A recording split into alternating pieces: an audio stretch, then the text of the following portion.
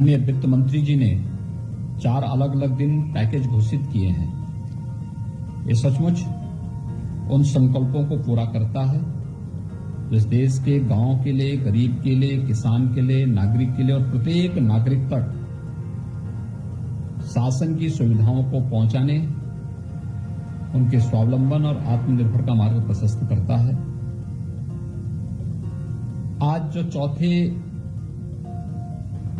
संस्करण में PM package का जो चौथा संस्करण माननीय वित्त मंत्री जी ने घोषित किया है, इसमें जो सबसे बड़ी बात है कि राज्य जिस बात की मांग कर रहे थे कि एफआरबीएम की सीमा को 3 से 5% किया जाए, आज इस मांग को भारत सरकार ने 1 वर्ष के लिए अपनी सहमति दी है। इससे राज्यों को अपने आवश्यकताओं की पूर्ति के लिए लोन लेने की एक सुविधा मिल जाएगी और 3 से 5% की सीमा बहुत अच्छी सीमा है।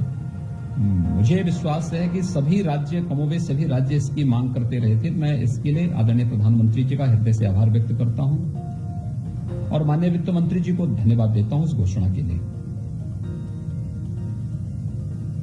आज की उसमें कुछ सेक्टर पर विशेष फोकस किया है माननीय वित्त मंत्री जी ने, खासतौर पर रोजगार को लेकर के, इसमें गरीब कल्याण को लेकर के, स्वास्थ्य को लेकर के और शिक्षा को लेकर के। अगर हम रोजगार की बात देखेंगे तो बहुत बड़ा कार्य इस पर पहले ही पैकेज के हर एक चरण में देखने को मिला है। एमएसएमई सेक्टर के लिए जो घोषणा पहले दिन हुई थी और जिस प्रकार से पूरे देश के अंदर उसका स्वागत हुआ, ये हमारा बैकबोन है। जैसे लोकल को ग्लोबल बनाने की आदरणीय प्रधानमंत्री जी ने बात कही है, तो ये उसका आधार है। और एमएसएमई सेक्टर को अगर आप देखेंगे तो इसमें जो सबसे बड़ी बात है, इंसॉल्वेंसी के नियमों में ढील दी गई है 1 लाख से 1 करोड़ तक।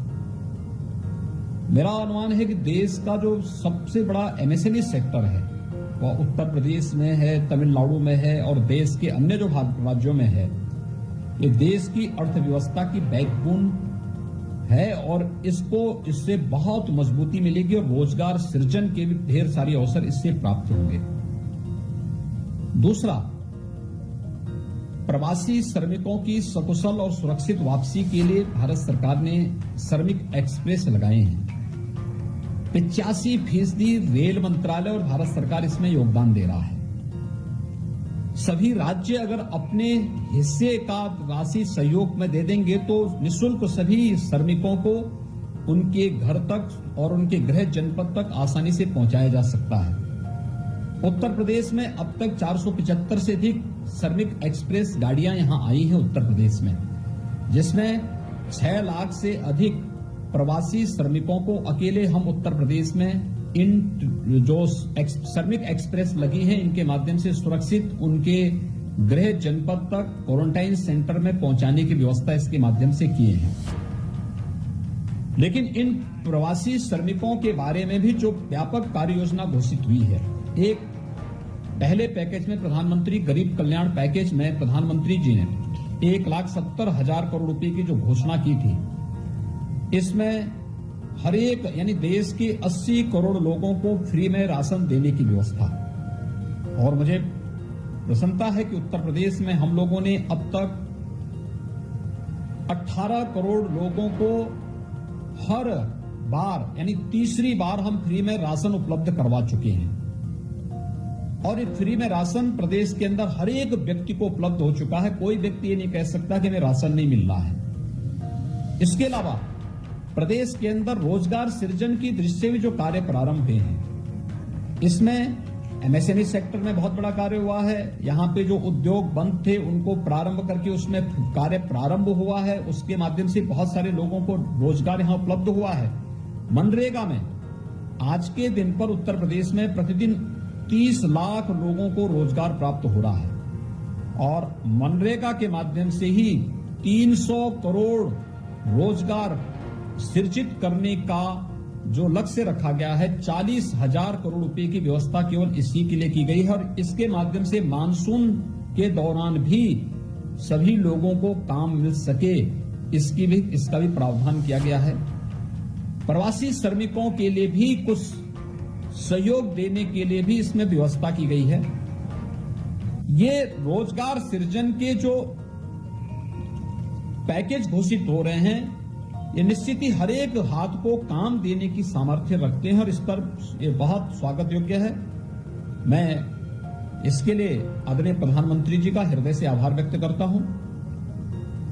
स्वास्थ्य के सेक्टर में भी आज आप देखेंगे, उत्तर प्रदेश को ही अगर हम लोग लें तो जब कोरोना का पहला पॉजिटिव केस आया था तब उत्तर प्रदेश में हमारे पास तब न पीपीई किट यहां पे बनती थी, न N95 मास्क की व्यवस्था थी, न सैनिटाइजर की व्यवस्था हमारे पास थी। हमारे पास तब केवल 50 टेस्टिंग की क्षमता की एक लैब लखनऊ में थी। आज हमारे पास 26 लेबोरेटरी हैं।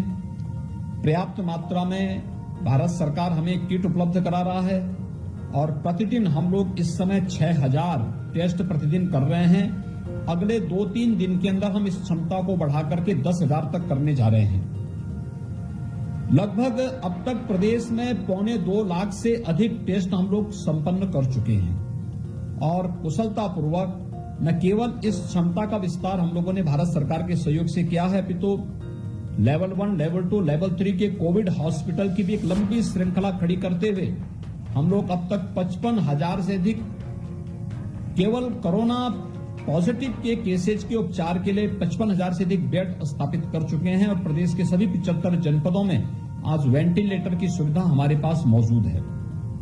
ये व्यवस्था हम लोगों ने आज के दिन पर प्रदेश के अंदर अपनी व्यवस्थाएं प्रारंभ कर दी हैं। इन कार्यक्रमों को हम बहुत अच्छे ढंग से आगे बढ़ा रहे हैं। आज पीपीई किट उत्पादन की 26 यूनिट अकेले यूपी में स्थापित हो चुकी हैं। ये एमएसएमई सेक्टर को जो योगदान भारत सरकार ने दिया उसका परिणाम है।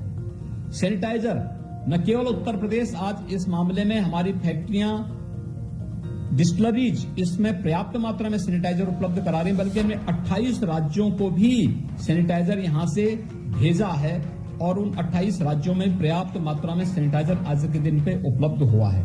तो स्वाभाविक रूप से यह स्वास्थ्य सेक्टर में भी जो बहुत बड़ा काम हुआ है, ये पहले से भी आदरणीय प्रधानमंत्री जी का एक फोकस सेक्टर रहा है और उसमें उत्तर प्रदेश के अंदर विगत 3 वर्ष के अंदर 29 नए मेडिकल कॉलेजेस बनने प्रारंभ हुए हैं, जिनमें पिछले साल हमने 7 में प्रवेश भी प्रारंभ कर दिया।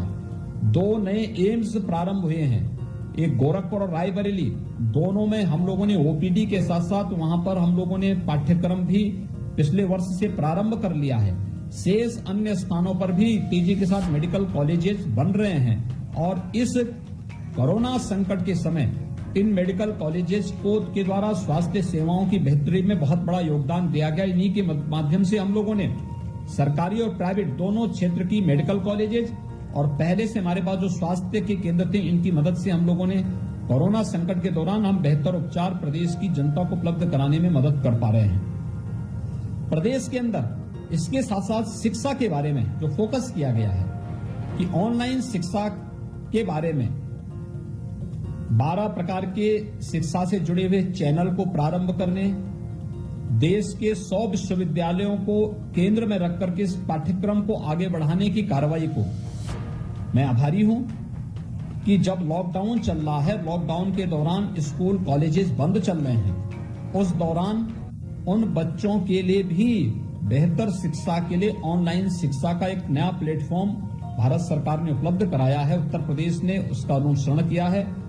तेजी के साथ हमारे यहाँ पे उच्च शिक्षा में, प्राविधिक शिक्षा में, व्यावसायिक शिक्षा में, माध्यमिक और बेसिक शिक्षा में भी हमने इस कार्यक्रम को अपनाया है और ये हम लोग पूरी तरह आज के दिन पे तैयार हैं कि ऑनलाइन शिक्षा की व्यवस्था भी हम लोग अब अपने प्रदेश के बच्चों को भी उपलब्ध करा पाएंगे।